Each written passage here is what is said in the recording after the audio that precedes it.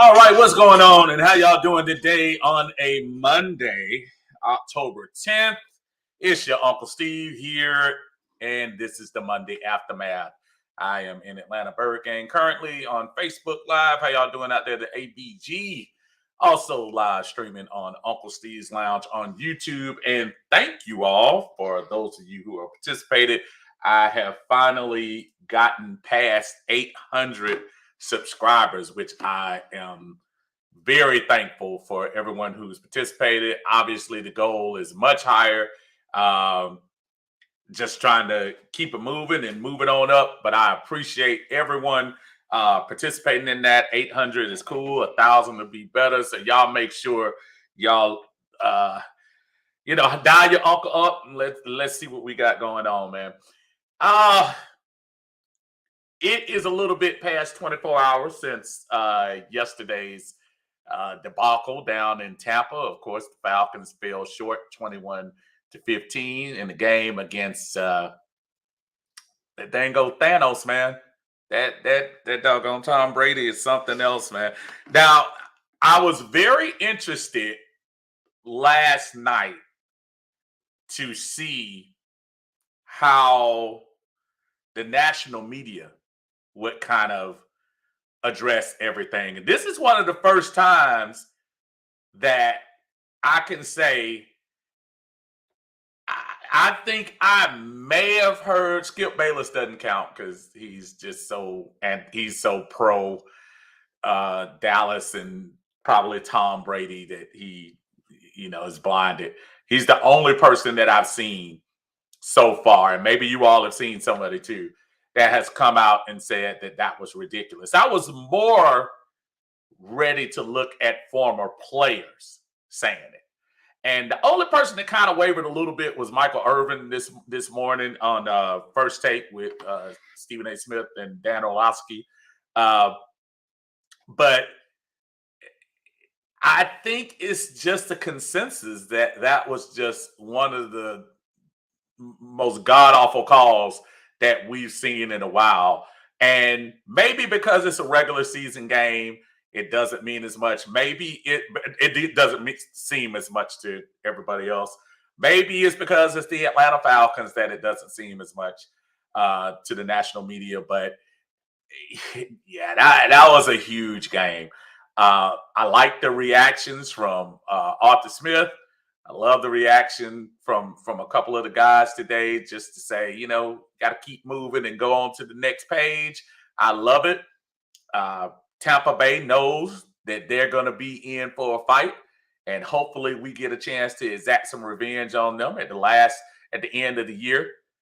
But I'm enjoying this a little bit. I'm enjoying the love for the Atlanta Falcons for a change. I'm enjoying that people were talking about actually faulting referees for not doing their due diligence in their job. Tom Brady has gotten away with deflating balls. His teams in the past have gotten away with taking camera pictures at other teams at their facilities. Just too much, kind of funky stuff going on for people not to call him out. And then his little flippant answer yesterday, well, I don't throw the flags. But you went up there to the referee and cried like a little something, and told, till you got your little call. That might have been one of the softer sacks of the day. I went back and watched the game, and the first sack that kind of jumps out at me is the Vita Vea sack of Marcus Mariota. And though he didn't sling, it was definitely one where you sit back and say, well, dog, what constitutes a hard hit? Because that was, dude, Tom Brady landed on Grady first. He got a soft landing. I just don't get it. It's hard for me to describe as a Falcon fan. I'm sorry. We don't get this many opportunities in the last few years because Big Mo was on our side, and I don't care what anybody says. People say, well, there's no guarantee you would have scored. Yeah, right. We have been running it down their throat They wore Tampa Bay's defense down. They couldn't stop the run. We had Avery Williams, Caleb Huntley, and Tyler Algier in there getting yards. So they couldn't stop anything. So if you're going to tell me that you didn't believe the Falcons could come down and win that game, then you actually weren't watching. So I do appreciate the love that the NFL players, especially the ones who are, who used to play and now analysts and stuff. It was kind of almost a universal, that was a BS call made in that game. So just very interesting to see. Let's catch up with everybody on here and say, oh, this is Greg. If it doesn't show my name, I was pissed beyond pisstivity. I remember we used to say that when we were little. What's going on, Greg? How you doing, brother? Yeah, that was pretty tough to take yesterday, and it took a little while for me to bring it down a notch, man. But I just having that thing getting stolen from us was crazy. RJ, what's going on? Say, aren't you calmed down here? I calmed down probably by the time the beginning of the Baltimore game was on yesterday. I mean, I was still hot because that was just such an egregious call, and it was such a Tom Brady-esque move for him to cry to the referees about that. It just bothered me. Just weeks of look out for Tom Brady, the guy we didn't ask to play until he's 45. He's deciding if he can't take the hit, he needs to retire again. That's just ridiculous. Sean, what's going on, brother Sean? Sean said, what's up, Uncle Son? Son, was the first time I seen you mad on camera. I mean, that was authentic, my friend. I was really mad. That really bothered me. That bothered me a lot. That should have been, that just bothered me, man. Facebook user on here says, even Shannon Sharp called it BS on the flag. Yeah, I kind of figured Shannon would. I knew Shannon would. I knew Orlovsky would. I knew Ryan Clark would. I can tell you. Now, Dan Orlovsky had a really good suggestion, and I hope somebody was listening to him. When you start talking about how college does the targeting kind of plays, if you look, the NFL has plenty of money that they can hire somebody to be up in the booth on judgment calls like that. Because again, the game is moving so fast, and maybe Bolger, because his mind doesn't move fast enough, maybe it looked like a slam to him. But in that position at third down, when the other team definitely sees their fortunes going in that direction, that just seemed to be a very, very interesting time to make that call on Tom Brady, for Tom Brady. That was a momentum stopper all the way. And my brother Ryan, oh man, Ryan, I'm telling you, after church, my family, we went to Texas Roadhouse, I think that's what it's called. And they were showing the end of the Giants-Packers game, man. Brother, I think about you every time I see the Packers just, oh my goodness. I don't even want to bring up bad stuff, but I know I was feeling you on that. It was a great call. Just think of all the Microsoft Surface tablets that might have suffered at Brady's hands if they hadn't thrown that flag. You have a good point. They probably stopped thousands of dollars worth of equipment because Bolger came. That's my friend, boy. I hope you and your son are doing well, my friend. Gator, what's going on, man? Say Tom Brady could have been killed on that play. Michael Irvin, I saw that. And he said that if I'm correct, Gator, I think he said he slung him, and you about to remind me of the verbiage. It was a way he said he slung him. And I was saying, yeah, I know. And I know everybody's touchy about Tua, and I get it and all of that stuff. But, man, they've got to do better, man. They've got to. Brother John is out there in the house. What's going on, John? Gator said, I wish I could play one down in the NFL and take a sack like that. And I'm 51. Gator, he landed on his way. It wasn't like he took him and flailed him. Grady rolled him over on his side, and he didn't even have a tough landing on the ground. If anything, Brady got mad. I'm going to tell you where Grady got mad. Brady.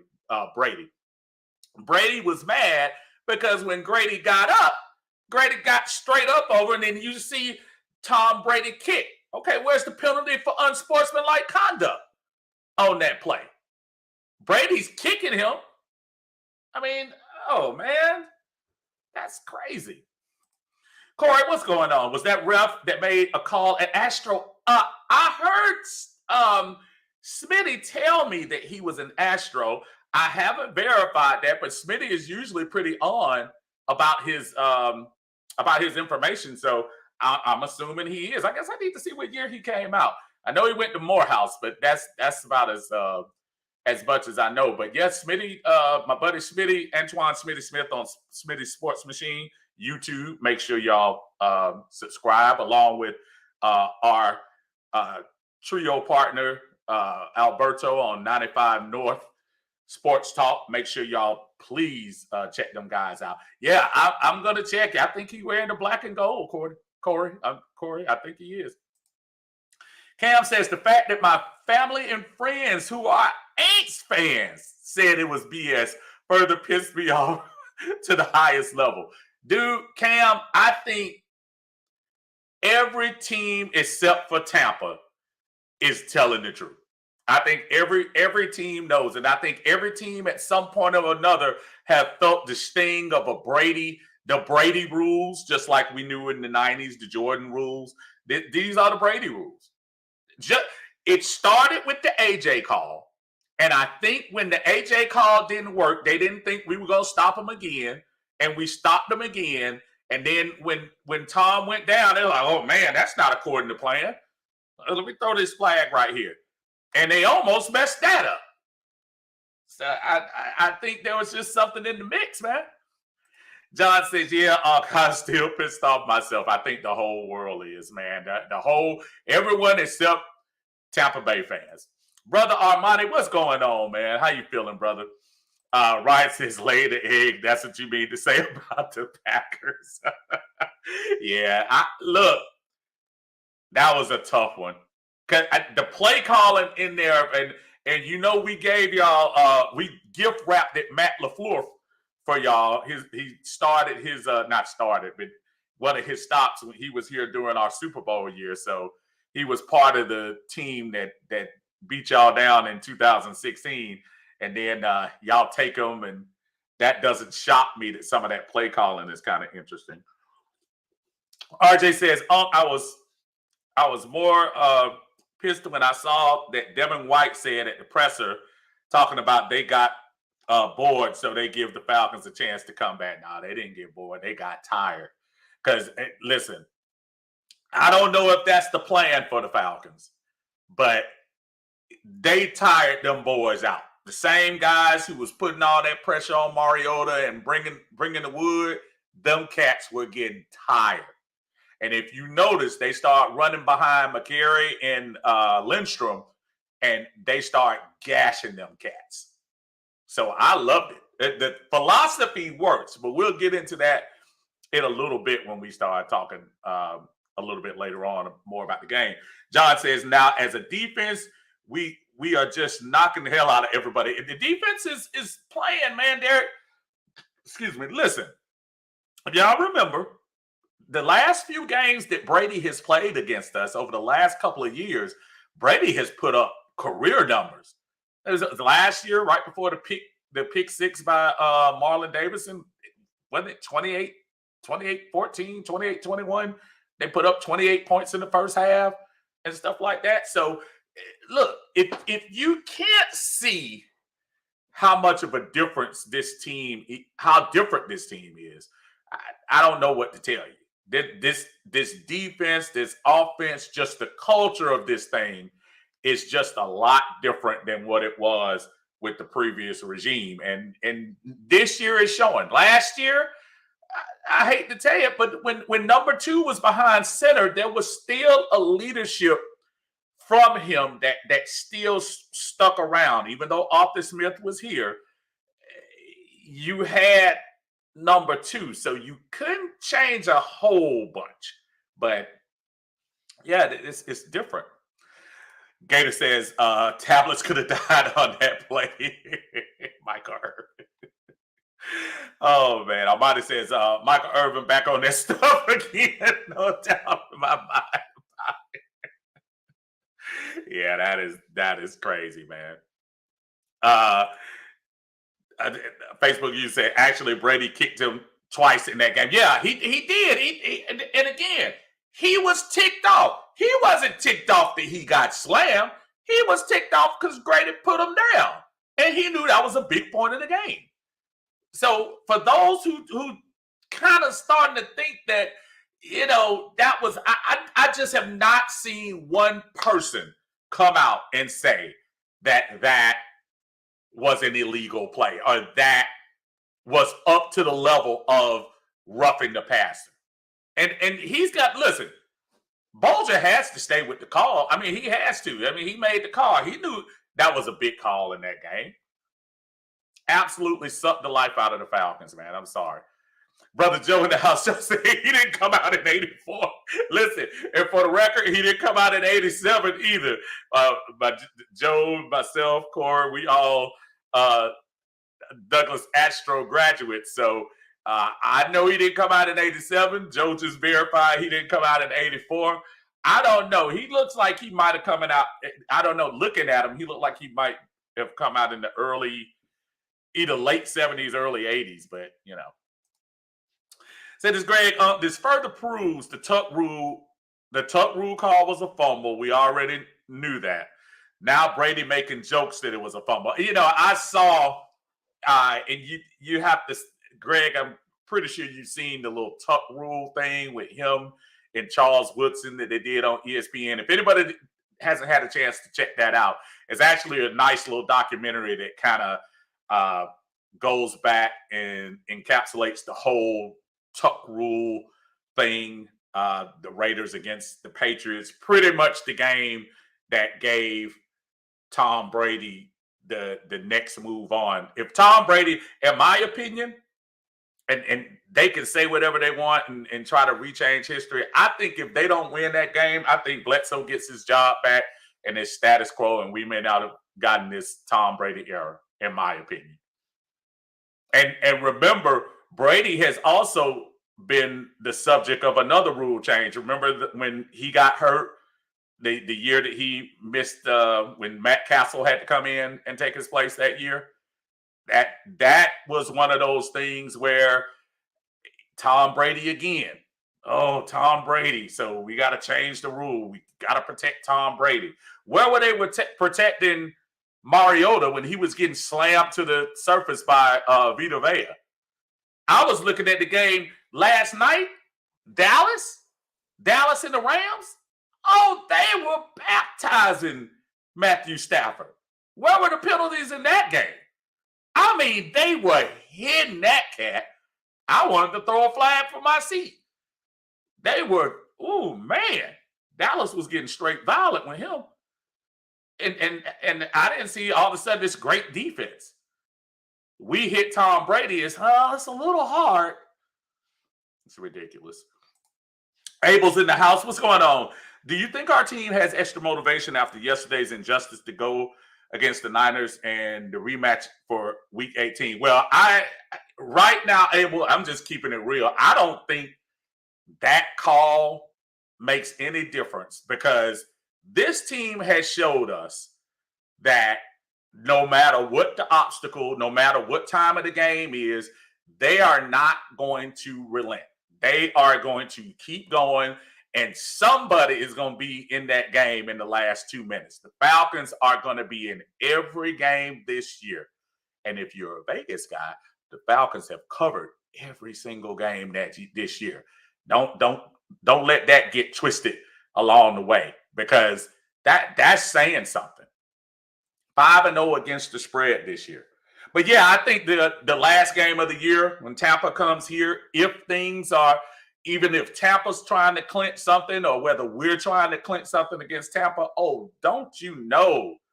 Oh, the fans are gonna be lit. And ooh, and it might, hey, let's hope it's one of those games that either he loses and then he's out of the playoffs or something like that. I hope it's something like that. Because boy, Dean Pease might blitz every play. He might activate some people that hadn't had any time all year. The big problem wasn't the bad call. The big story was the drop passes. One was a walk-in TD. I'm gonna get to that in 1 second, and I made sure I put that in, because the one thing that I keep hearing about is the 4-quarter game. I'm not trying to tell people they're wrong, but there is something I have to say about that when we keep talking about the 4-quarter game. In other words, the team playing for all 4 quarters. Leroy, what's up, Chris? How you doing? Say NFL better not release a statement saying it was a bad call. You know it's coming. You already know, Chris. You've been around long enough to know that. They're going to slip. You know what it's going to be? It's not even going to come like express mail. It'll be a first-class letter that come like on Thursday. And they'll go to the mailbox. Dear Grady and Arthur and Terry, my bad. And it'll be written in crayon by Jerome Bolger. So, but you know it's coming. You know it's coming. Sean says, Charles Wilson saying, now Falcons, you know how I feel. Absolutely. Absolutely. And he played with them. You know, they were Michigan boys. But this is the last year of Brady for sure. I wanted to bring up a point, and I don't want anyone to get it twisted when I'm saying the Falcons absolutely should play a full 4. I mean, I think it's every team's goal to go out and put together a game plan where all 4 weeks you play to the best of your ability. That's no doubt. I wanted to bring this up because I'm looking at the scores from yesterday. And here are the scores. Thursday, Colts 12-9. Of course, the Falcons game, 21-15. Giants, 27-22. Now, Bills and Steelers, I'll take that out. Chargers over the Browns, 30-28. Vikings over the Bears, 29-22. Take the Patriots game out. That surprised me. I thought the Lions were going to score a little bit more. Saints, 39-32 over the Seahawks. The Jets, that's another surprise, but they were down to their third-string quarterback. Titans, 21-17 over the Commanders.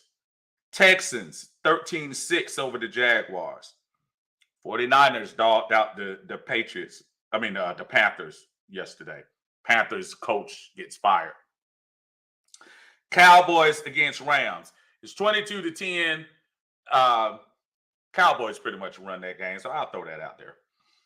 Eagles 2017. Ravens 19-17. Okay, so we had 16 games, and out of the 16 games, only 5 had more than 10 points winning, and we still have a game tonight with the Raiders and Chiefs, and I think that's going to go in the 6th category as far as that's concerned. If you look at the NFL over the last few weeks, folks, there aren't a lot of blowouts going on. Even with the teams we look at when we start talking about Buffalo, when we start talking about what Philly is doing, when we start talking about Dallas, the Giants, and you're starting to see this pattern of everyone's competitive. So while I understand the goal, the utopia for every team is to play solid football for every single quarter.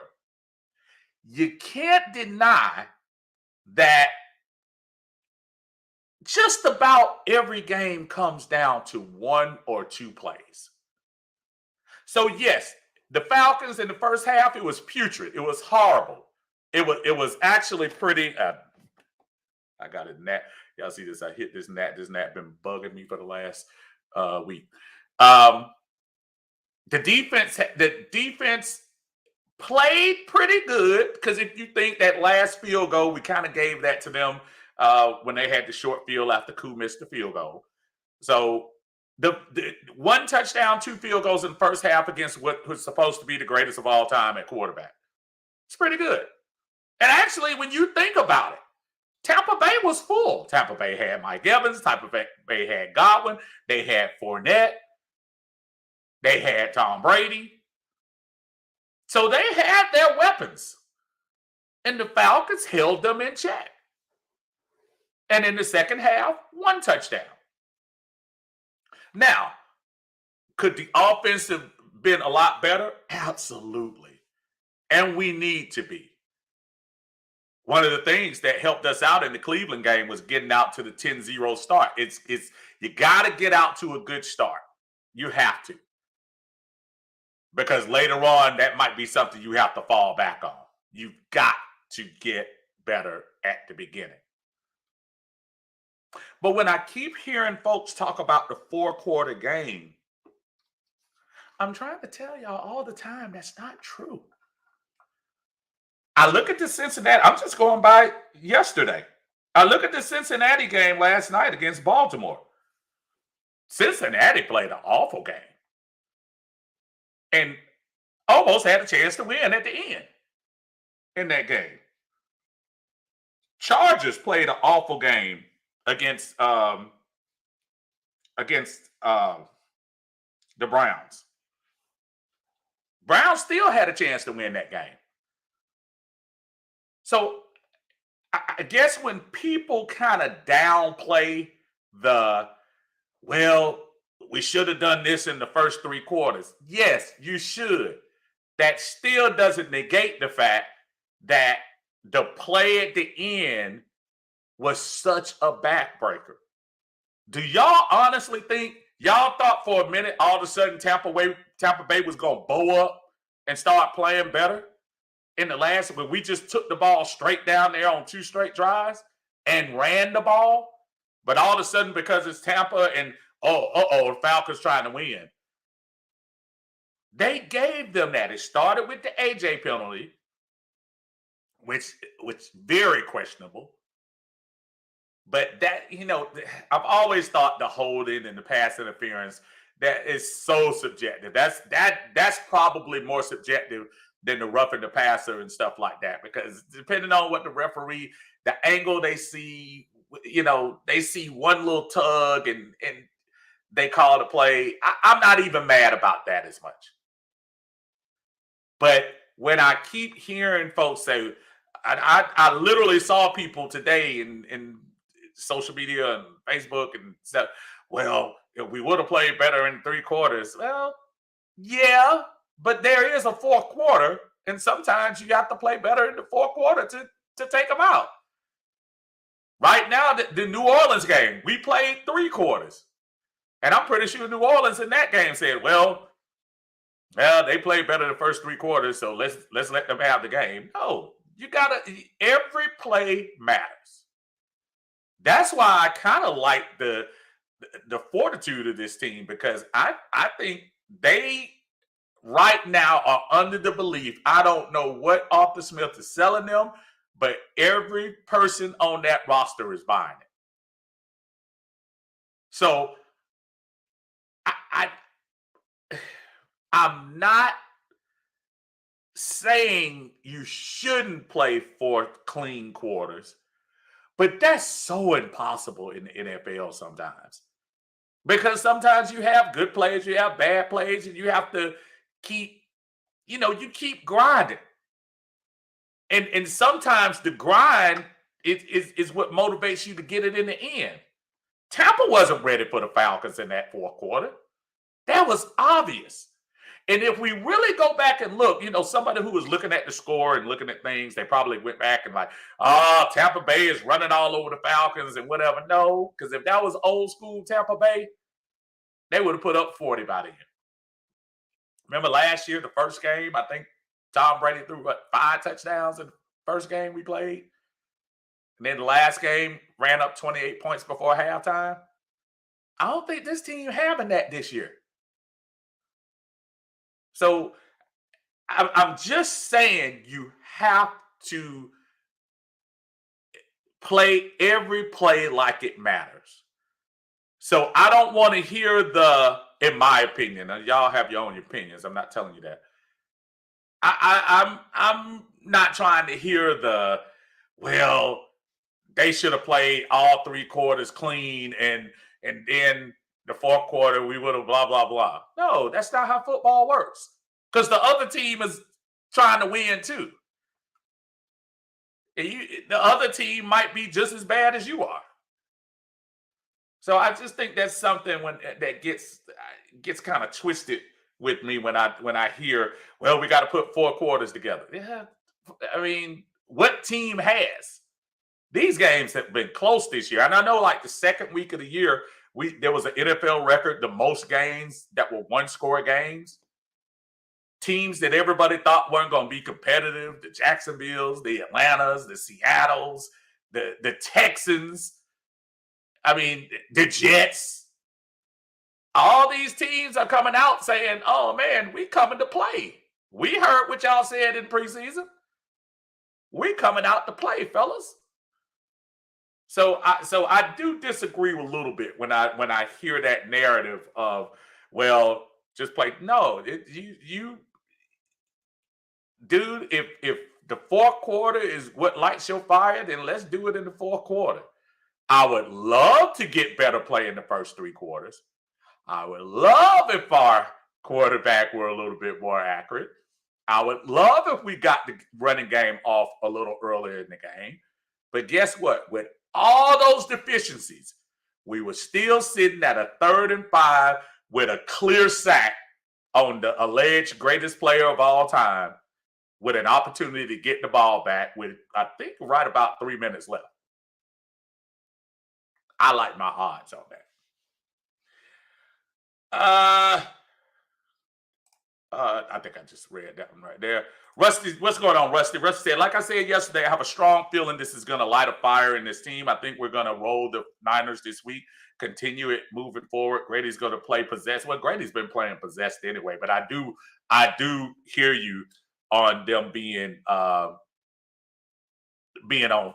fire for this week.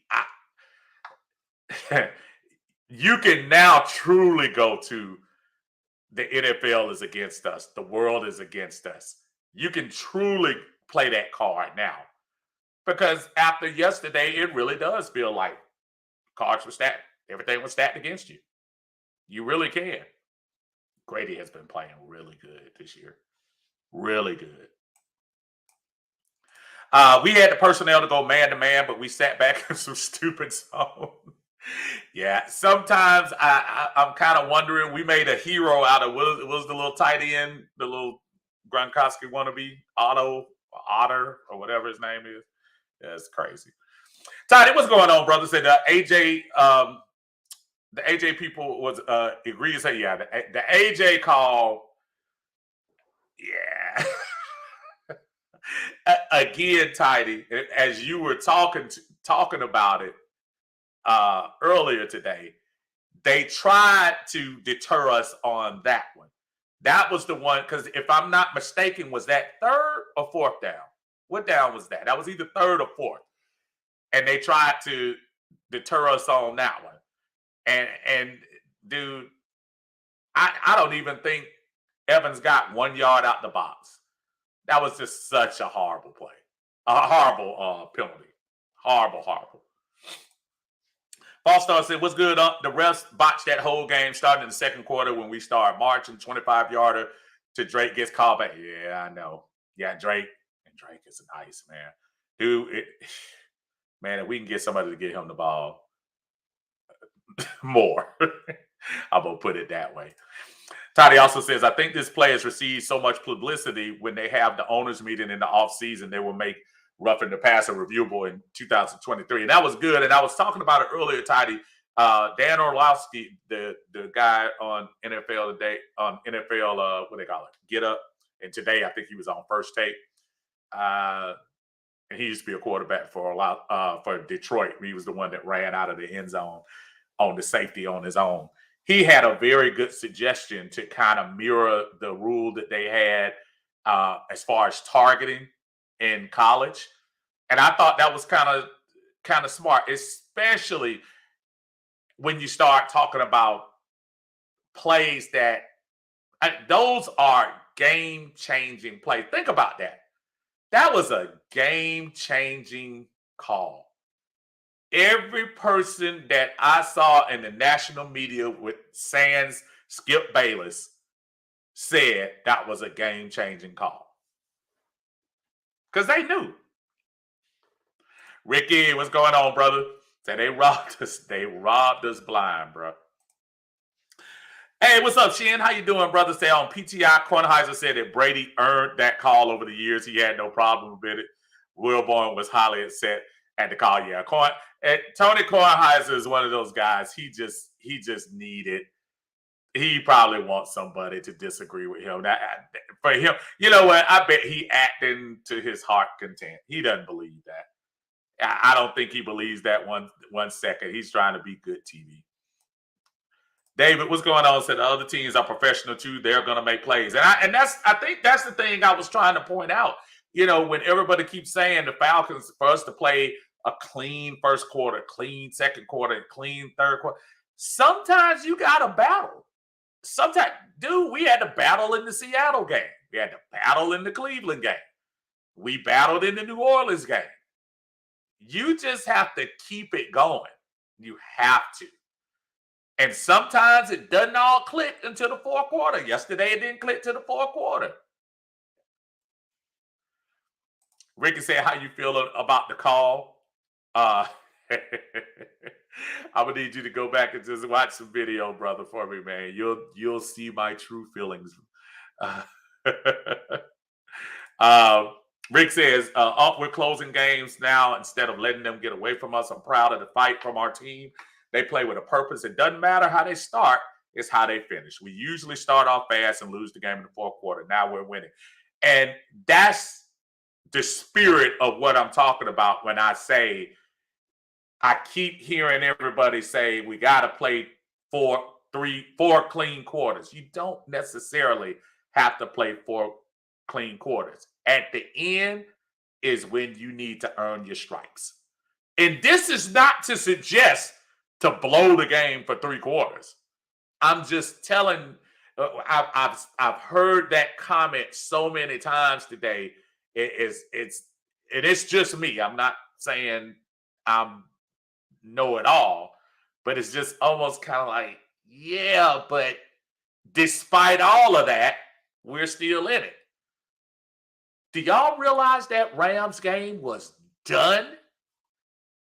And we were a bad throw away from winning that game. We were inside the 10 or inside the 15, driving to take the lead. So that just tells me that this team, man, is some different culture, man. Sheehan says there are ebbs and flows throughout the game, and adjustments are a part of the game. To say we should have played better in the first 3 quarters is a cop-out. The fact remains that we were cheated. And that's where I'm going. And when you say ebb and flows, and Sheehan does a great job. If you guys want to watch his live reaction, he does a great job, him and his wife, on the Dixon Way on YouTube. If you get a chance to watch that, the perfect example is just, they are sitting there and you feel the vibe. The vibe in the first half was, oh my God, what are they doing? And what's going on? And then all of a sudden in the fourth quarter, when the Falcons perk up, and we as fans, we're the same way. Our energy gets higher. And sometimes that's with the team. Maybe the urgency level hit a little bit late. Every NFL team goes through that. Who do we consider the best teams right now? Probably AFC, probably Buffalo, Kansas City, who have not played clean games. Buffalo, that was the cleanest game I think they played all year. That one in the Tennessee game. But those other three games they played weren't that clean. Kansas City, they played a clean game against Tampa last week, but they haven't been clean the whole time. Philadelphia is lucky to get out of there. If Kyler Murray would have studied his playbook, no, I'm just playing. You gotta know where the yard line is. That was a horrible play by Kyler Murray yesterday. He blew that game. RJ says, he said he's talking to somebody else. Norman says, what teams have played a complete game this year? None. I don't think anyone will. I think, Norman, that's my point. That's my point. I know the spirit. I don't want to get that twisted. I keep reiterating. I get the spirit of what folks are saying. Play consistent most of the game. And that's my biggest point. Sometimes, though, see New Orleans game, sometimes the momentum switches where they get the momentum and run it in the fourth quarter, just like they did. And they won the game. Nobody cares about the great 3 quarters the Falcons played before that. New Orleans won. Ricky said the entire NFL saying we rock. Everybody. Like I said, except for these Tony Kornheiser or whoever. Tidy, thank you, brother. Said 3rd and 4th. Yeah, that was, that. And 3rd and 4, and it was 3rd and something for the Tom Brady, the real Tom Brady sack. And I hate that. You know why I hate that? Also, because the Grady sack has been the great equalizer. The Grady sack was the for teams. It was the for Seattle. It was the for Cleveland. And it was about to be the for Tampa. Grady, as a leader, the other folks want to see that. Their guy coming through in the clutch. Yeah. Tony says, I think the play 4 quarters comment is just cliche. Yeah, and I get it. Don't get me wrong. I get that. Sometimes I think some people might be taking it more literal. I know most of us who kind of talk about this, I get it. But I kept seeing that. I don't know why I kept seeing that yesterday, Tidy, and for some reason it kept bothering me because I kept saying 4 quarters. Who every team doesn't play 4 quarters. Sometimes, sometimes you just need that one play. You can play an awful game and then you can come down to the end, stay just close enough, and that one play will get you over the top. Sean says if Bolger doesn't botch the AJ call, Shady doesn't get sacked. That was a 3rd down also. Yeah, both of them are 3rd down, man. Sean, that was just ridiculous. Highway robbery. There's my buddy, Alberto in the house, 95 North Falcons Talk Show. Y'all make sure y'all push the subscribe button on his channel there. Said, does this bad call prompt the NFL to drastically change what calls are allowed, challenged by coaches now? It's going to be probably brought up in the offseason because this was, I checked all last night, and it was still up today, this morning. On the ESPN latest headlines, it was the first one. It was over the Mets win. It was over the Ravens win. It was right over there. Referee says call was necessary or something like unnecessary slamming of Tom Brady. NFL Network, very first line up there. Referee call cost Falcons. So the mere fact that they're bringing this up, go look at Get Up this morning. Get Up. They talked about it on that show. They talked about it on First Take. They talked about it on Shannon and Skip. They talked about it on Good Morning Football. I guess they talked about it on PTI, which I didn't see, but obviously they started talking about it. So when that much attention is being brought up, And let's not try to erase the fact that there are a lot of folks in this league who thinks Tom Brady gets preferential treatment.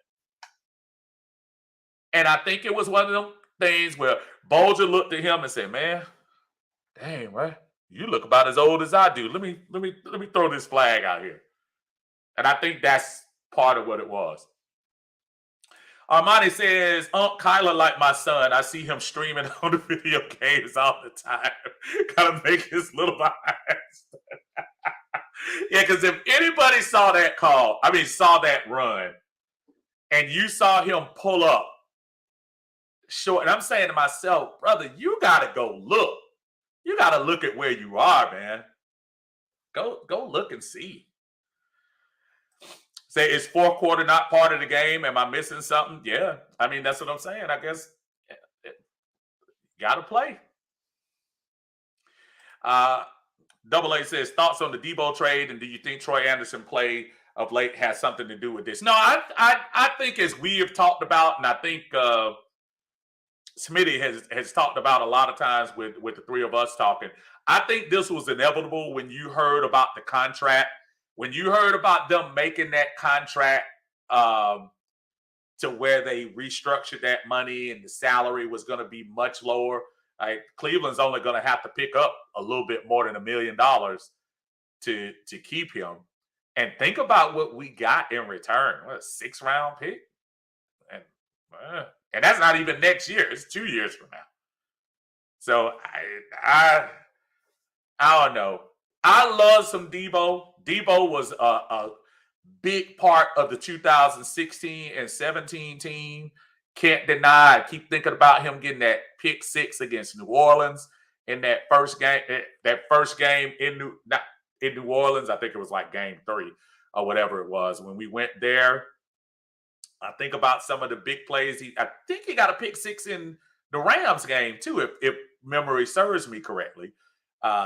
That particular year, and he was just a big time player that year for the Falcons. Obviously, he had his Mercedes-Benz moment when he picked off Drew Brees in the end zone, and then of course his last probably huge play was closing out the 2019 season against Tampa when Jameis threw his 30th interception and turned out to be a pick 6. So good stuff from Debo, man. I wish him well. And no hate towards him, but I think Debo was probably seeing the writing on the wall. You saw a lot of the guys from that team were gone. I think on the defense, I think Grady is the last person from that 2016 team that's left, if I'm not mistaken, from the defensive side. So, wish him well, man. Chuck, what's going on, man? Said they'll come out with a meaningless apology that ref should be suspended at the least. Yeah, more than the referees, I want to hear from the NFL just to hear what they think. Because I know everybody's been talking about Tua, and that's been the buzz. This about, how we got to make sure we take care of the quarterbacks and save these players from themselves. So Tua gets hit like that and they, run him back out there in the second half. That's what they're trying to avoid. They're trying to avoid that. That yesterday, what happened in the Falcons game, horrible excuse if that's what you're going to try. I heard Todd Bowles, and I don't blame him. You're protecting your guy. He's talking about, I just see that happening because of Tua. I think in his heart of hearts, he lucked up on that. Lisa, how you doing? Say, okay, so now that we're 2-3, is this game versus the Niners a must-win? Your thoughts? I think every game right now is a must-win for the Falcons. I think the Falcons are right now, Lisa, a team that has the potential to win every game. I'm serious. I'm looking now. I think the Falcons have the potential to win every game. I'm looking now. Look, 49ers and somebody update. Didn't Bosa get hurt yesterday? If I'm not mistaken, maybe he did. Since San Francisco, their defense is nice. Their offense is still kind of shaky. I don't think we should have a huge problem with them. Cincinnati, now I was looking at how their defensive, boy, Troy Henderson, boy, I know New Orleans is ticked off they let him go. Aside of that, I mean, it's not like they were world beaters in their game. And then, of course, Carolina is not worth talking about. The Chargers have some, they look good yesterday against a team that we beat in a close game. So why can't we have a close game with them? Yeah, must win. I think all of them are must wins right now. I think that the need to stay near 500 should be a goal. I mean, your goal is to win every week, but I just think just staying right there in that 500 category is much better than going to 2-4. I think it would be a little deflating losing this game going there, but I just think every game is important at this moment. Ricky says, and Unc, if you look at the end of the play, Brady actually kicked Grady when he got up. Brady didn't get called for his sportsmanlike conduct. Ricky, before you came in, I mentioned that exact same thing.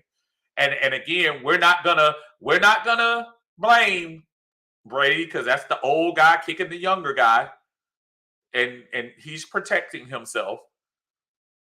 He gets tossed on a sleep number gut by Grady with a soft landing, and then all of a sudden you kick. That's messed up, man. That was the worst call I've ever seen in all of sports history. Highway robbery. Horrible call. Cortez, how you doing? I don't know about respect. Everyone that can see that was a bad call can hardly make an argument for the refs. It's a tough one. It's a tough one. It's a tough call. Alberto says, yes, so it sure seems like it. Tidy, I think I skipped one. Do you think Arthur Blank will comment on Flaggate? I think I'm almost wondering, are the owners immune from getting fined on that too? It would be interesting. I know Rich McKay can't say anything because he's on the rules committee, but it's going to be interesting to see.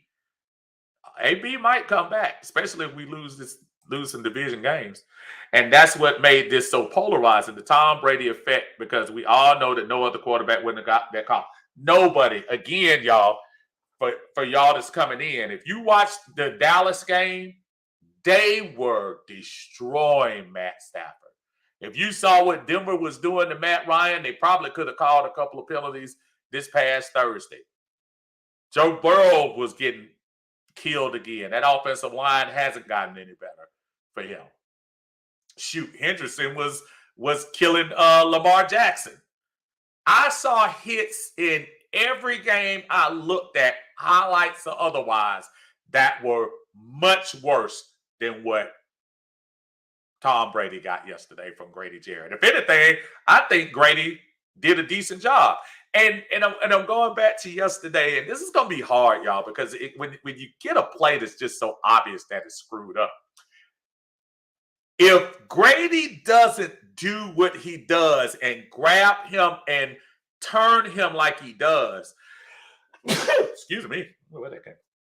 If he doesn't turn him like he does, Tom Brady wiggles out of that and tries to throw that ball. If he doesn't interrupt his motion, in other words, throw him off. If he had just tried to grab him, like I guess Bolger wanted him to grab him and say, "Stop, you're it," and then Tom Brady stops playing. That's not going to happen. That was the way you needed to tackle him. Center of his body, right around the waist. Not at the knees, not at the head. And even if you think about the slinging of him, dude, that was the softest sling I ever seen. I keep hearing a lot of people talk about it. Shoot, if you were going to get penalized, you might as well have got your money worth and knocked him out of the game. He could have easily done that.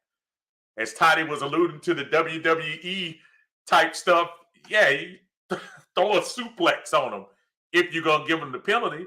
I would tell him, say, oh, hold on then. If y'all going to give me a penalty, let me go on and get my money's worth. Ridiculous. This 4-3 defense is taking them longer to get fluid in the middle of the field, and checkdowns are wide open. Is it confusion or just blown plays? Judging from what it looks like a lot of times when I'm looking at the communication, it almost looks like it might be confusion because I do see a lot of people kind of looking each other off. But I say again, y'all, I'm not making excuses for these guys. 28 points against the Super Bowl champs. Of course, the debacle with New Orleans, which I don't even know what the final was. Was it 20, 29, 27, 29, 26, 27, 26, New Orleans, whatever it was. Cleveland, 20 points. Seattle, 20 something points. Tom Brady, 21 points, only 2 touchdowns. This defense, despite giving up all these yards, they kept talking about Tom Brady, 270 yards, blah, blah, blah, blah, blah. But you only had 13 points in the first half. Who cares about the yards at that point? Yeah, you want to stop them and don't want them to be on the field that long. You want to get them off the field. But if you're only giving up 2 field goals and a touchdown, I'll take that more than anything else. But yeah, it does seem to be a little bit of confusion. Ty, Steve says, Steve, I think it was something more than meets the eye with the Debo trade. I don't think it was simply he don't fit our scheme. Never saw us so desperate to trade a player before. And I know you and I had talked about this earlier this year when you were trying to get rid of Grady Jarrett. And I let him know that you were. But yeah, there had to be some kind of disconnect. You know what I think it is, Tidy? And I think that was the case with Julio too. I think those guys didn't want to restructure their contracts. I think that's what it ended up being. Because you remember with the Julio contract, they really didn't restructure anything with that. We had to take big blows on the bonuses on those contracts. And still going to be taking one next year, I believe. I know we got this year, and I think it's one more year that we have to take. I think Debo didn't want to restructure. He just signed that contract in what, 19? 19. And he probably didn't want to restructure. And Terry and them said, hey, bro, well, you don't want to play ball, then you know what? Let's see where else you can play. And he found out quickly that nobody else wanted to pay him that inflated salary either. Another TD check written. Falstar said, Unc, I know you remember this 2003 versus the Patriots in the Dome, and Shaw scrambles to get the first down, and they called him out of bounds, but the replays show otherwise. Shaw threw for, you remember that game, Shaw threw for 300 and something yards. That was the year Vic was hurt for the first part of the year, and we should have won that game. And yeah, I do remember that. Shaw almost pulled that off. That was one of his best games as a pro. He's been getting the shaft, yeah. Rashad says, we got this. I hope so. Devontae, what's going on? Say, what's up, Unc? I don't want to start now, but how is it going to take for Marcus to get the rust off? Woo. Devontae, I don't want anybody to take this in the wrong way. I think until maybe by that Thursday night game. The Thursday night game we play against we play against Carolina. I'm thinking that Thursday night game, you're going to get that extra little bit of bye to go in there. I'm calling that week for Mariota because I don't think that's rust, Devontae. I think that's what you're going to get. I think yesterday is one of the better games you're going to get out of Mariota. He did use his legs. I give him credit for that. But as far as passing is concerned, I think that's probably the best you're going to get. I don't know why. Y'all tell me if you feel otherwise. I think that's the best you're going to get out of him passing.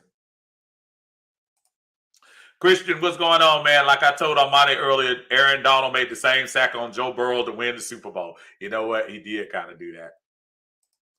Sheehan says that was a prime example of Brady's special treatment because Mariota got sacked harder. And I know you probably talking about the Vita Vea sack. That was a pretty hard sack, and no call was made. Also, for those who say we didn't earn it over 4 quarters, I say it took the ultimate risk and went for 2 when we didn't need to. So if we got to stop, we could win the game.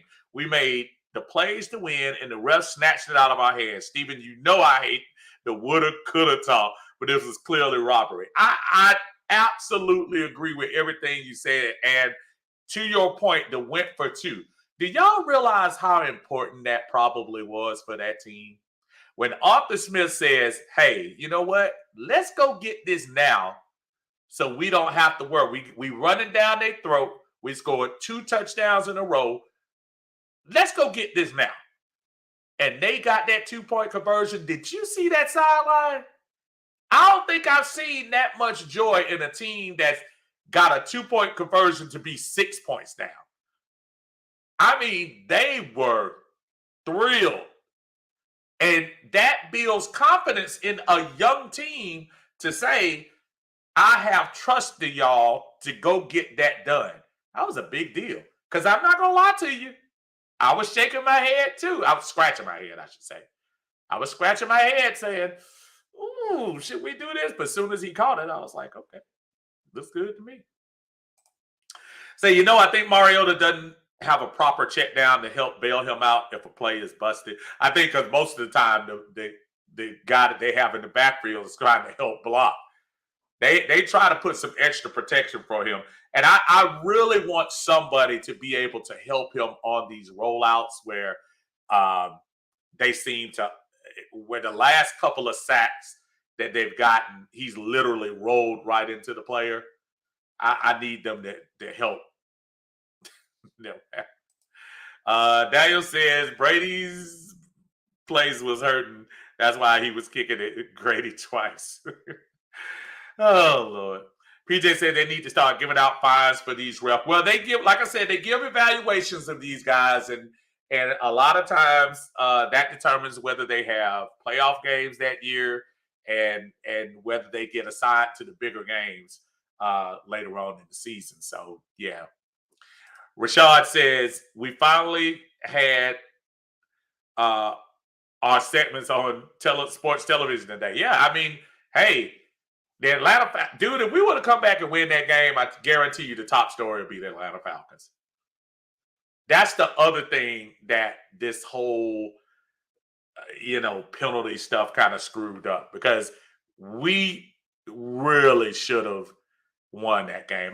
There is no doubt in my mind. I think we should have won that game. We would have won that game if we got the ball back. Cortez says, yeah, Joe was getting pummeled. Did they throw a flag when Tua got hurt? I don't think they did, y'all. They didn't throw a flag, right? Because he tried to get back up. I don't think they threw a flag on that play. Daniel says, next time Grady fall and break his ankle, an eye for an eye. He also says Lamar Jackson was sacked last night and defenders slung him down harder than Grady did. Again, I was looking at the same thing, Daniel. I was saying the same things. They just really screwed that up. They really did. Daniel says my hatred for Brady went to a new level. You really don't like Brady?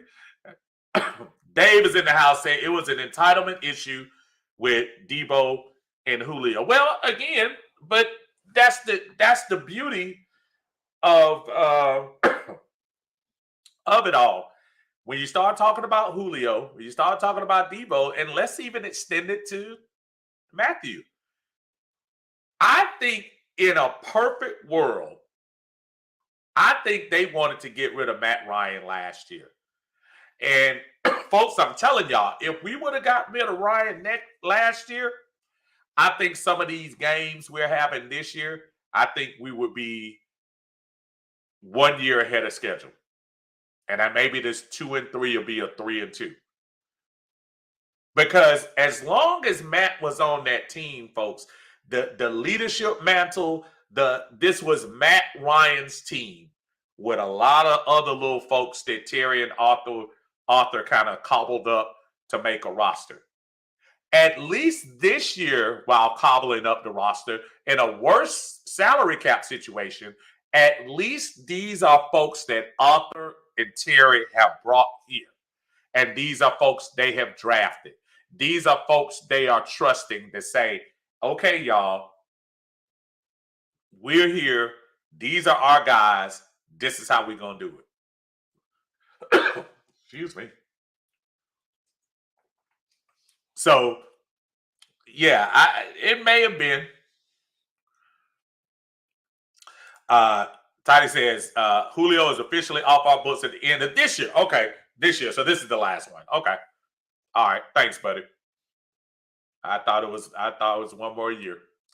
Christian says, if Grady is listening to this channel, keep smacking quarterbacks around and don't let these referees or Brady get to your head. Christian, I put up a post today, and I mean this. I think today, Grady Jarrett is probably the most popular player in the NFL because everyone is probably on his side with that call. I think by far, players, and I'll bet you to a man, players that probably don't even like the Falcons are probably saying, nah, he got screwed on that. And I'll even take it a step further. One of the guys for Tampa Bay said yesterday, yeah, they might have been looking out for him for being 45 years old. One of the guys on the Tampa Bay team. Somebody bring up that quote for me. I know that was yesterday. Ron, what's going on? What's up? Why is it every time we play Tom Brady, we get cheated? I wish I knew the answer, Ron. If I knew that answer, brother, I'd be a rich man. Toddy says a 2-point conversion was one of Mario's best plays of the year so far. You know what? And he put that ball right where it needed to be for a change. He really did. Devontae said, in my opinion, if that's him, I don't see him coming back next year. Ritter time. I believe the guy that has the winning attitude, you want in the quarterback whenever he gets his number called. Devontae, I'm not going to go as far to say now with his salary, which is $12 million. Yeah, that's a hefty amount you're paying for a backup quarterback. I would love to see him in a backup role. It's obvious he's a leader on this team. The dudes rally for him. The dudes have been rallying for this guy. And you hear it in the press conferences. You hear it in everything. So I mean, it's yeah, you do. I'm gonna bring in my buddy in here to come rap with us a little bit. This is my buddy Antoine Smitty Smith, part of Smitty Sports Machine on YouTube. What is going on, my friend? What's up, man? I see you done cooled off. Man, listen, everybody been telling me that I was hot yesterday. I thought I was pretty cool, man. Hey, if they go to the beginning of my video or my live yesterday, they would see you was live at the club last night. Man, I am just reacting to. Did you find the blood pressure pills? Dude, I tried. Listen, they were missing yesterday. I should have taken them. I was telling you, I still didn't cool down till probably like the beginning of that Baltimore game, man, because it was just egregious. I know you and I talked about it yesterday again, but for the new audience out here that just came on, what 24 hours later, any type of recoil, in other words, changing of your mind or any different feelings about it? You remember what I said yesterday about everything happened for a reason? Yeah. I think I'm gonna stick with that.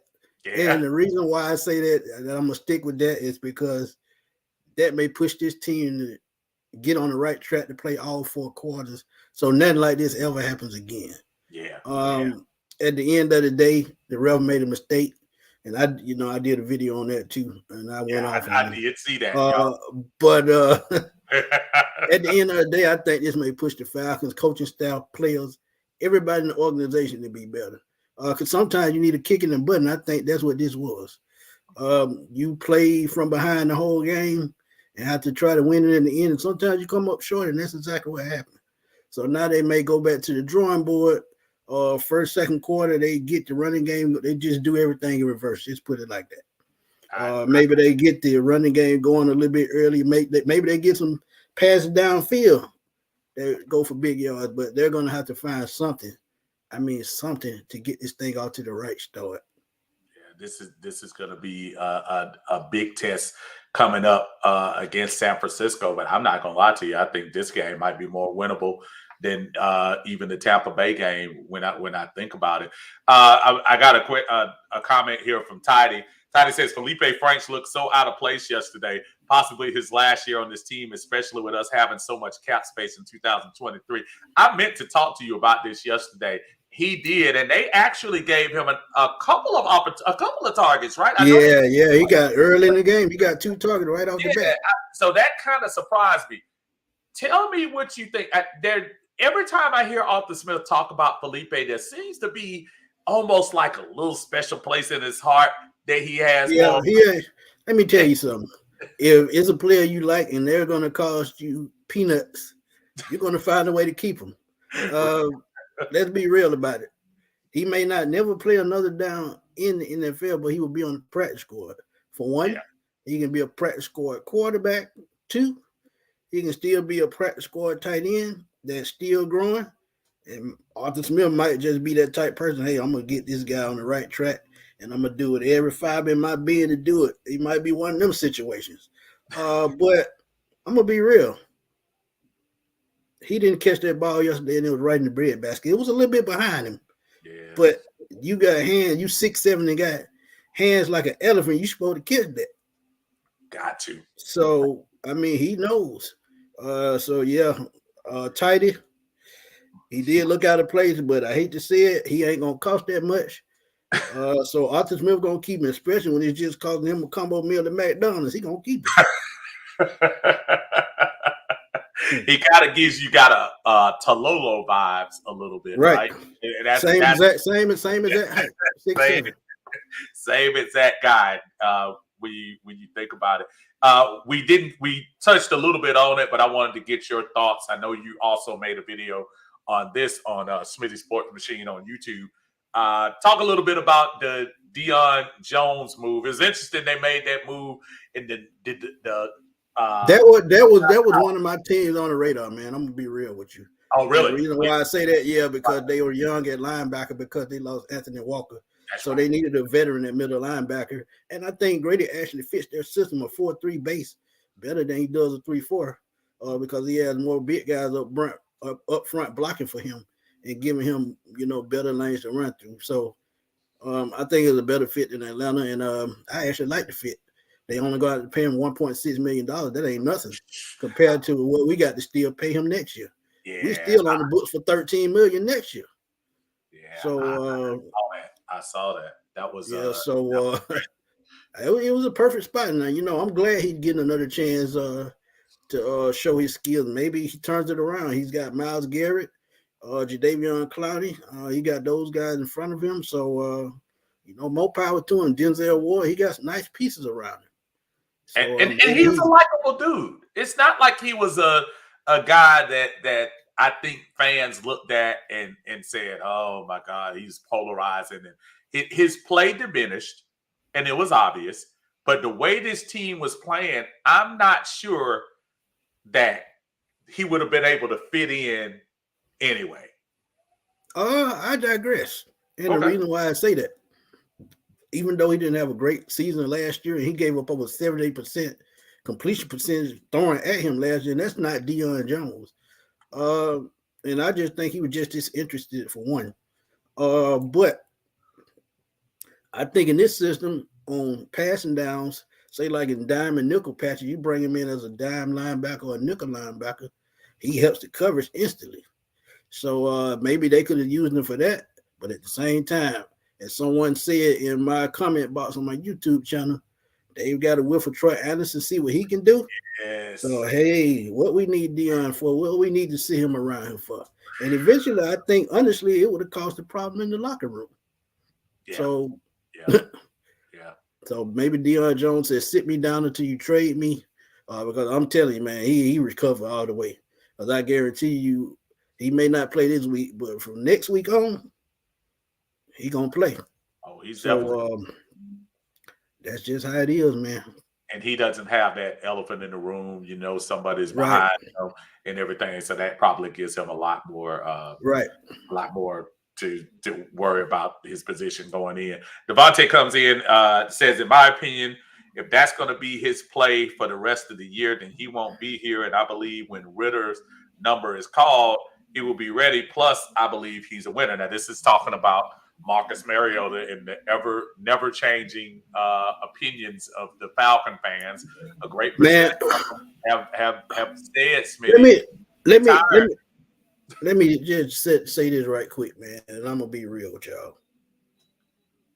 I'm one of the guys that think Desmond Ridder is gonna be getting his chance soon, but at the same time, Marcus Mariota is doing enough for the Falcons to win at certain points of the game.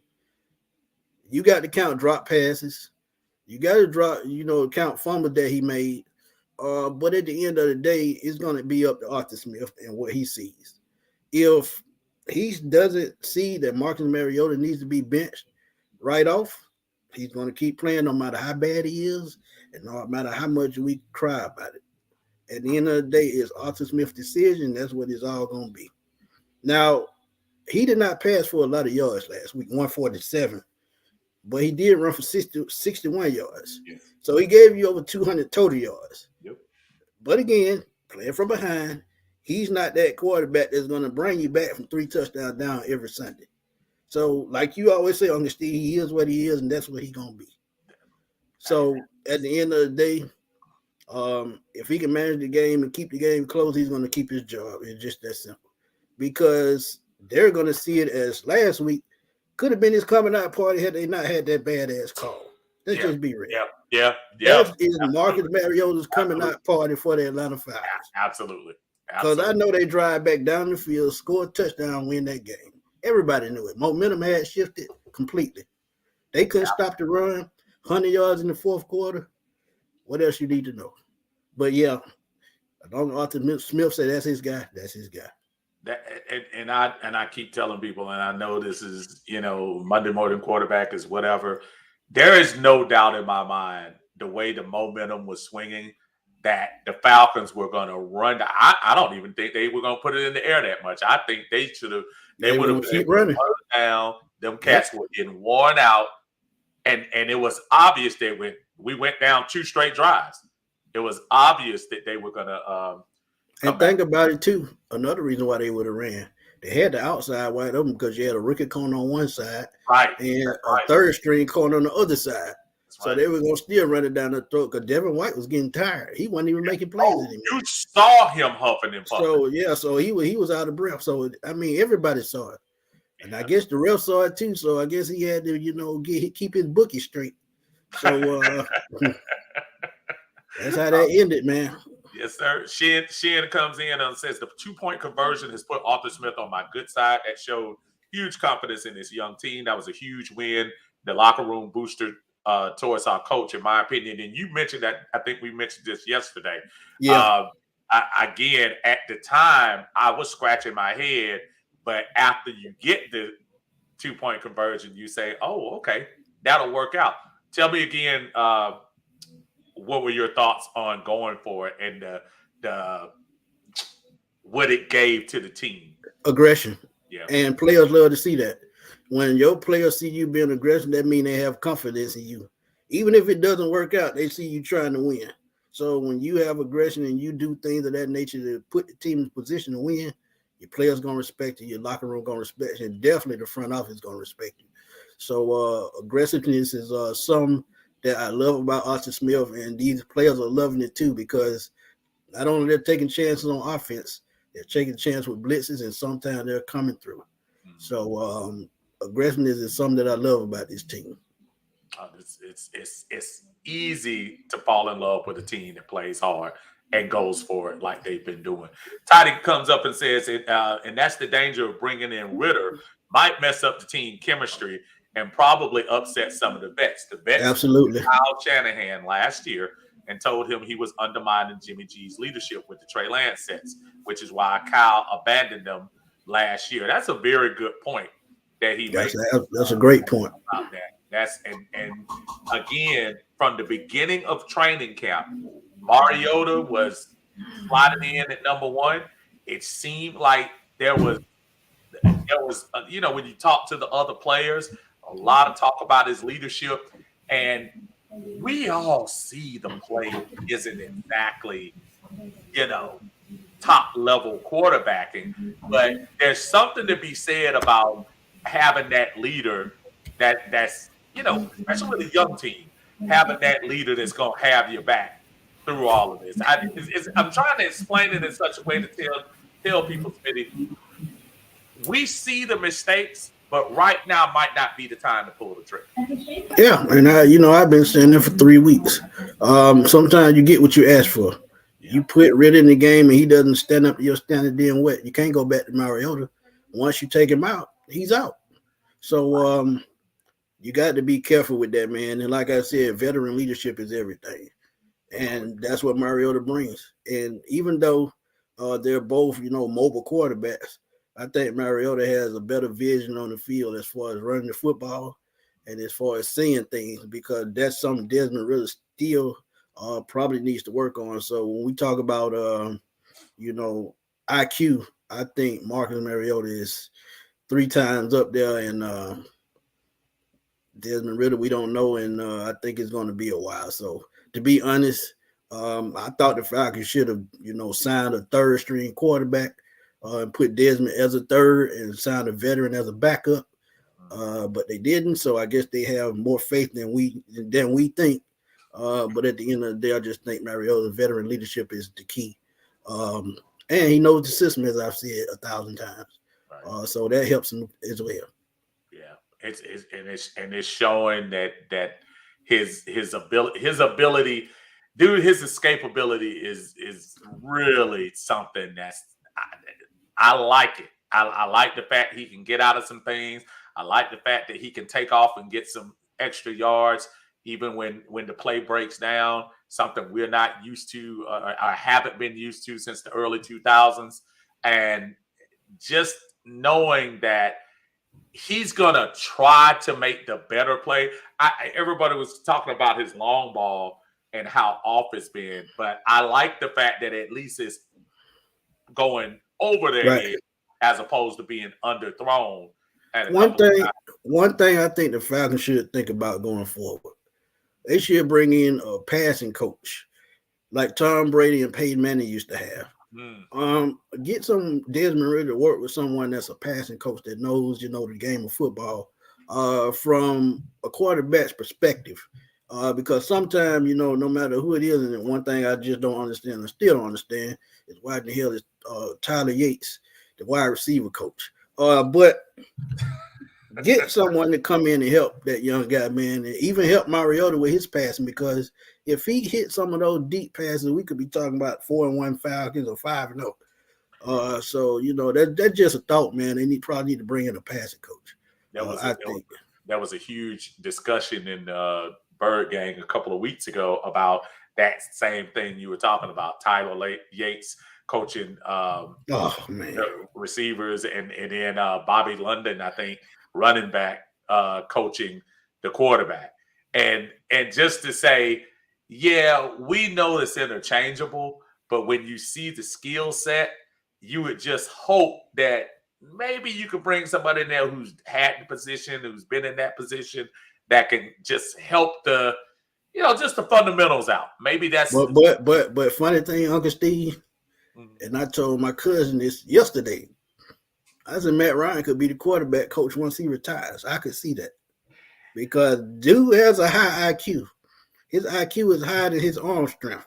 So I could see him, mentally coming back being a quarterback coach, or being just a quarterback, assistant, something. got to do with the quarterback because he's a bright guy. His health, and Indianapolis is finding this out now. He has flashes where he can throw the ball. It was a time during his prime, and I say prime for him was probably between 2000 and 2016, 17, even though he had a great year in 18. I say 2012 to 2015, that 5 years. Okay. Yeah, when they made the AFC Championship that year, all the way up to the year after the Super Bowl, I give him 5 years that, he was a top 10 quarterback. And a lot of people don't agree with that, but he was a top 10 quarterback those 5 years. Oh, yeah. I'll give him that. Like I said, even the year in 2014, the year prior to Dan Quinn coming in, he had a statistically good year, and people don't realize this. He actually made the Pro Bowl the year they were 4-12 that year. Yep. So, I mean, it's not like we're saying that him in 2022 might be the person to teach you about maybe ball because he's actually moving on to that stretch of his career where he's trying to do the game as a mental. Because he's trying to throw the ball as less as possible. They have Jonathan Taylor, but he didn't play the other night. So he had to, they had to put the game on his shoulders. And to me, he's not equipped for that anymore. Yeah, that's going to be something else. I see a couple of fellas in here. Wallace, I see you, brother. I see you in the house. What's going on? Tell us about the dead cap hit money. I'm trying to sneak through these real quick because I got about 3 more minutes. We're going to be on, and then we're going to get everybody ready to watch the game tonight. Brother Raymond is in the house. They said they had their defense huffing and puffing, talking about Tampa Bay. Again, Smitty, talk one more time about this running game. Again, if I'm not mistaken, and I could be wrong, this is the 4th out of 5 games that we run. No, 3 out of 5 we've had 200 yards. I was gonna go 150. I was gonna take it down a little bit. Let me see. 150. Right. It was 2 over 100 and 1 over 150. Right. The Rams game is correct. The only one we didn't get 150. How great has it been to see this running game return to Atlanta? It's been great, man. But to say that I didn't expect it, I'd be lying because I saw what Arthur Smith did in Tennessee, man, and he's bringing the same type running back. No, we don't have a Derrick Henry, but we have some power backs. So he's put in the same system, and those big running backs wore down the defense, man, and that's what he's going to do week in and week out. If he can wear down defense like he did in the 4th quarter last week, Falcons could pull out a win. And don't forget, Nick Bosa probably don't play this game, and they have 2 guys that also got hurt key to their secondary. So this is going to be a game that I think the Falcons, like I said last game, you got to hit them edges, and I think Caleb McGarrett is going to be key in this game because that right side of the line, they were pushing the Tampa Bay back last week. McGarrett and Lindstrom, they were on fire last week. Think about the negativity we gave those guys over the line. Not Lindstrom. Not Lindstrom, but Caleb McGarrett, man, I've told y'all, man, he was on the field with cinder blocks on his feet, man, like he was tied down to the field. Feet were so heavy and couldn't move them because speed rushes gave him hell the last 2 years. Yeah, they did. So, I mean, so when it comes down to it, man, running game is going to be key. Again. Absolutely. Dave comes in and says, guys, I get it. I don't expect Mariota to go to the bench either, but this offense desperately needs some balance. This is true. But, hold on with that, Uncle Steve, right quick. Go ahead. I don't think it's balance. I'm going to tell y'all, just like I said last night, it's energy. Yeah. Desmond Ridder has a different type energy than Marcus Mariota. Mm-hmm. That is the difference. If you think about it as a fan, what do you feed off the most when you're at the stadium or when you're watching the game? Energy. Energy. So, energy. Go ahead. I said popcorn. I would have said something more dominant than that, but go ahead.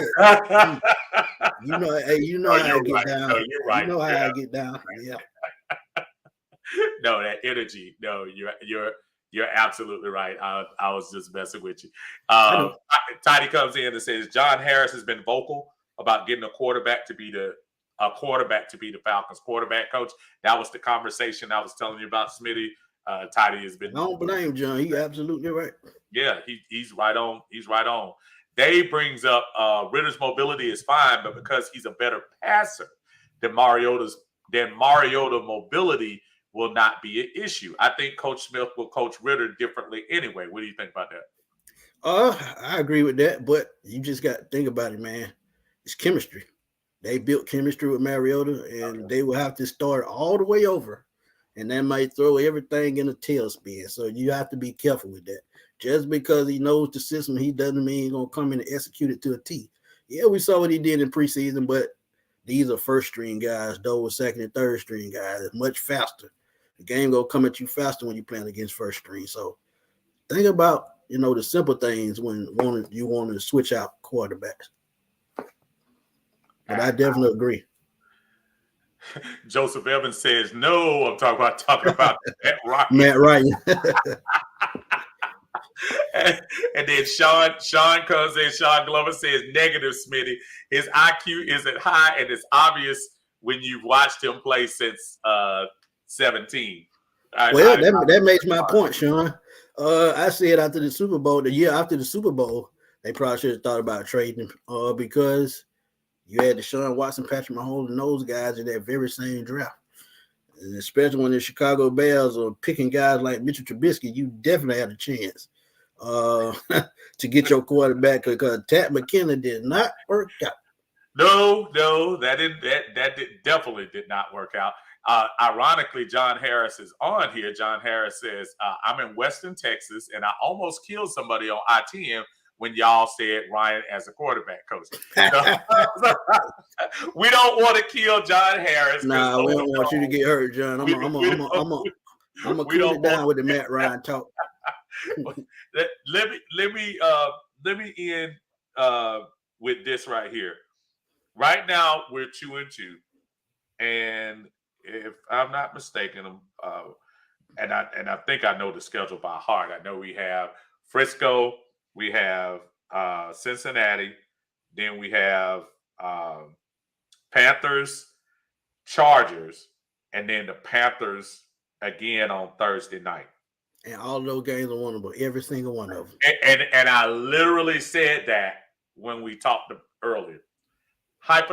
Play hypothetical with me, Smitty. What record? So that's 5 more games. Mm-hmm. We're 2-3. Is there a success record that you would have to have in order for now? Let me flip that. Is there a number of losses that we would have to have in order for you to make the switch? The most logical place that if you were going to make a switch would be after that Thursday night game because you get the extra 10 days. Right. You get the extra 3 days to have a 10-game swing. Correct. So what record would you look at 5 games down the line to say if we're 3-7, 4-6, 5-5? Where would you? What would we be? We're 2-3. So I'd say 5-5. If you go 3-2 in the next 5 games, that's a success. Because we all know division games can be tricky. Right. Yeah, I don't believe in Baker Mayfield like the rest of y'all, but Baker in the boot, though. Baker's hurt. Hey, in division games, it's tough. So if we get Sam Darnold in both of those games, I'd say 4-1. Okay.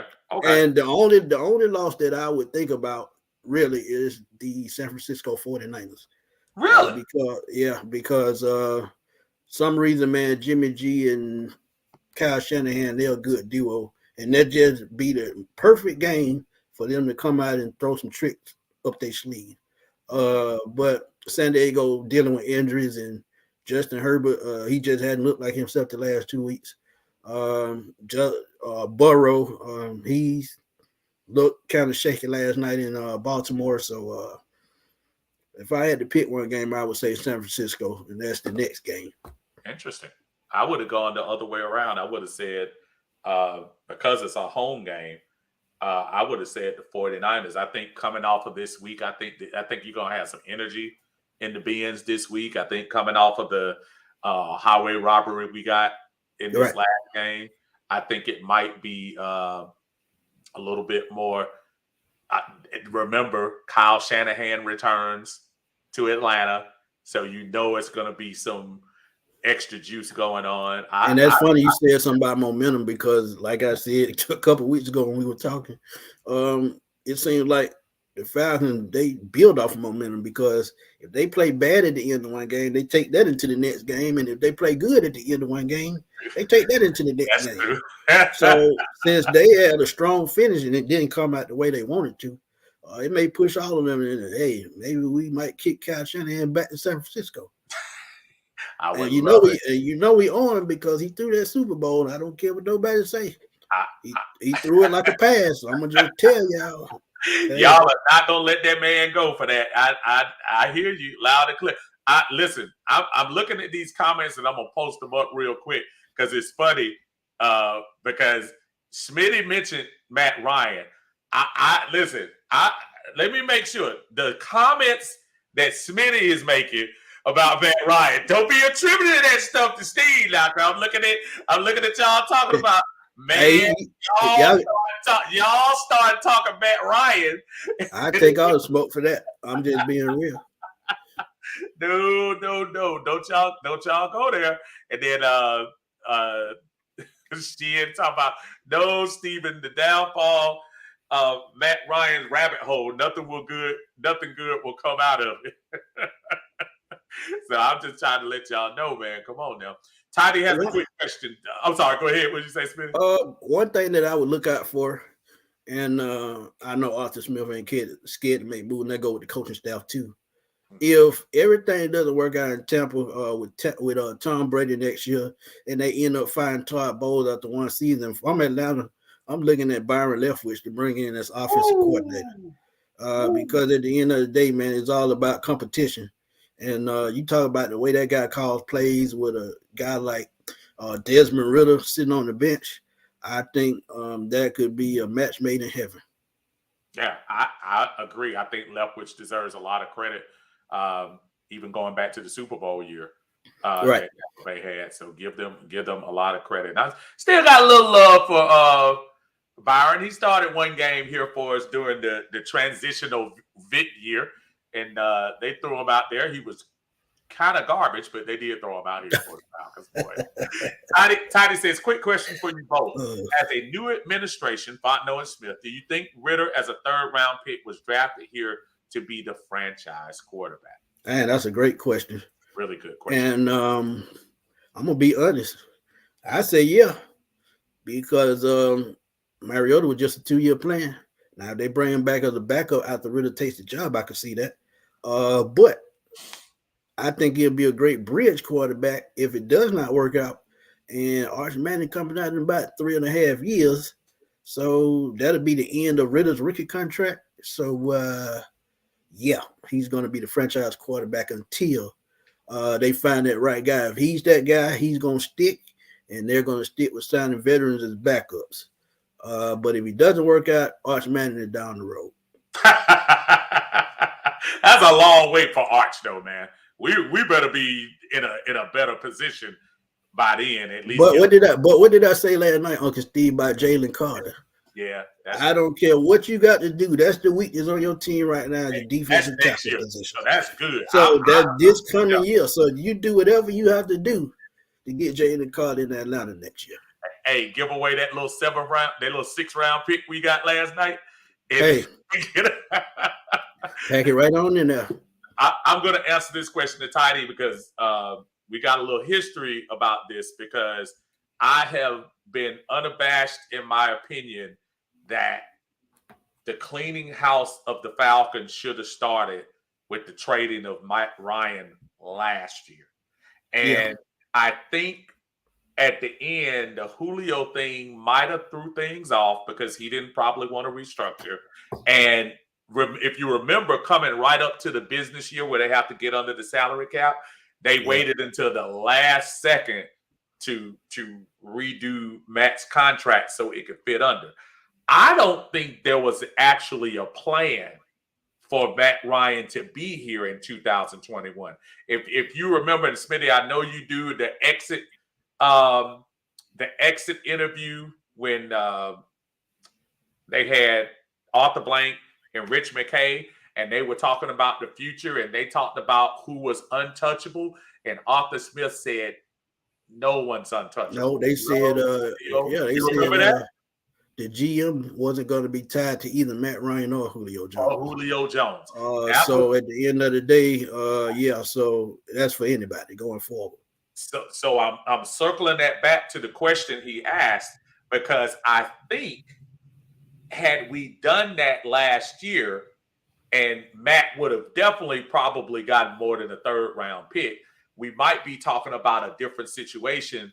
And instead of picking Kyle Pitts in that position, maybe we would have had some more equity to move up and possibly, I don't know, Trevor Lawrence, I don't know, Trey Lance or whatever, despite how things worked out now, nobody would have known. But I agree with you 100%. When they got Ritter, I think their thought is, which of these guys has the potential to lead us for the next 3 to 4 years, not 2022, but 2023 and beyond. Yeah. And so that's what. And one thing to think about also, when they lost out on Deshaun Watson, any quarterback that they drafted this draft was going to be their guy to be the starting quarterback soon. Right. So Titus. So that's a great question, man. And again, it goes back to, for those who were really upset and still, about the personal things off of the, Deshaun Watson. Look, I still give Terry Fontenot a lot of credit. Dude, he's trying to make this team better. And even if we were looking at a 12-game suspension for Deshaun Watson, you still are looking at, talent-wise, one of the top 5 talented quarterbacks in this league going forward. And I think and all you got to do is look back a couple years ago in 2020 or 2019, whichever last year he played. This dude did not have a number 1 receiver at all. None. Still threw 33 touchdown passes and 4,000 yards with no clear-cut number 1. They got rid of DeAndre Hopkins, and he still threw 33 touchdowns. Just imagine had we got him, and with the weapons we have right now. Right. I'm talking playoffs easily. That gives us time to develop the defense and everything. Yes, sir. And also keep in mind, with Ritter, we are basically paying Ritter pennies on the dollar for whatever we get out of him.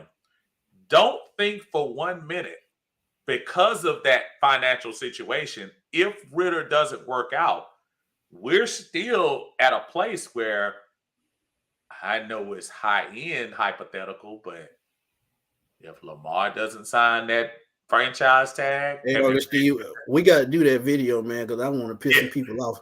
We had a real deep discussion on that. Me, you, and Alberto. Yes, sir. We put that video out, y'all gonna change our mind about viewing Lamar Jackson as an Atlanta Falcon.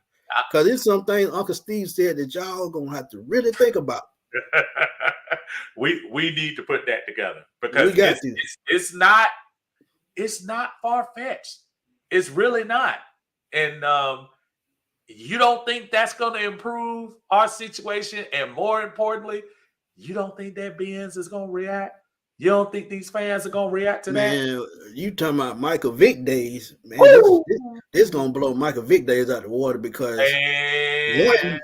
Michael Vick never had the type weapons that they have right now. No. You give Lamar Jackson these type weapons.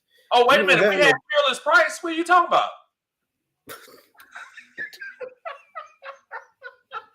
Hey, look, the Ring of Honor, Fearless. Man. Oh, my God. That just ruined your appetite, eh? I ain't got nothing to say after that. Well, you know what? Then we're going to end on that note. Hey, folks, we appreciate y'all in Atlanta Bird Gang and Uncle Steve's Lounge. It is my pleasure to always have Smitty in here. Smitty, tell them where you are and where they can find you. A lot of these people I'm looking at in the comment section, man, they already follow me, man. But if you don't follow me, you can follow me on Smitty Sports Machine on YouTube. Like, subscribe, and share my videos, man. And shout out to y'all, man. Y'all been doing that a lot lately, man. The last 3 days, I've had over 10,000 views each day.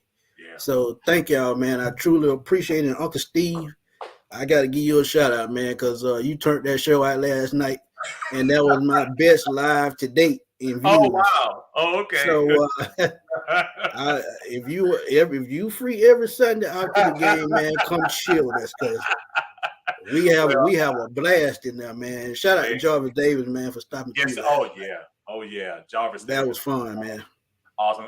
And our brother in arms, Alberto, we appreciate it. Don't want to give him a shout out. 95. Oh yeah, I can't forget my main man. That's my dude. We definitely want to give him some love. And I finally did. I'm moving up. I passed 800 subscriptions. I appreciate the love for everybody from Smitty's universe coming over. I appreciate Atlanta Bird Gang. They do their thing, man. We trying to get this thing up, man. I'm trying to be like Smitty, man. I'm trying to get my game up. I told you, when we get to 1,000, man, we're gonna have a party like a cookout. Because man, now I know we can't bring the butt naked scribbles, but we're gonna have some fun. We can't do that in 2022. So I ain't trying to get you canceled, but yeah, you're gonna get me thrown out my house. Don't need that, bro. Yeah, you don't want to do that. I know you by in many years as I'm in, so I'm at year 18, so I know you right around that or more. Absolutely. It'll be 22 November 4th. Yeah, so I know not to go there, so I'm just joking. So Ms. Johnson, if you're looking at this, I'm just joking. Exactly. You make sure you say Smitty was the originator of that. Yeah, Smitty, that came out of Smitty mouth. I'm a retard. Just don't pay me no attention, because sometimes I say things and I just be joking, because that's just me, man. I like to have fun. Oh man. Folks, we appreciate y'all, man. Thank y'all so much. Thanks for joining us in the aftermath. I'll be back on Friday with my NFL picks. Again, y'all check out Smitty. Are y'all coming on tomorrow? Oh, we on every Tuesday, 7 o'clock. We'll be on at 7 o'clock tomorrow night. We're going to give you all the preview of the 49ers. And y'all bring those questions as always, because we always got an answer. Absolutely. Thanks again, y'all. Everybody have a great night. Enjoy the Monday night game tonight. Mahomes versus Carr. See if Mahomes can give me some more points on my fantasy team tonight. Until then, y'all take care, man. Have a good one. Peace.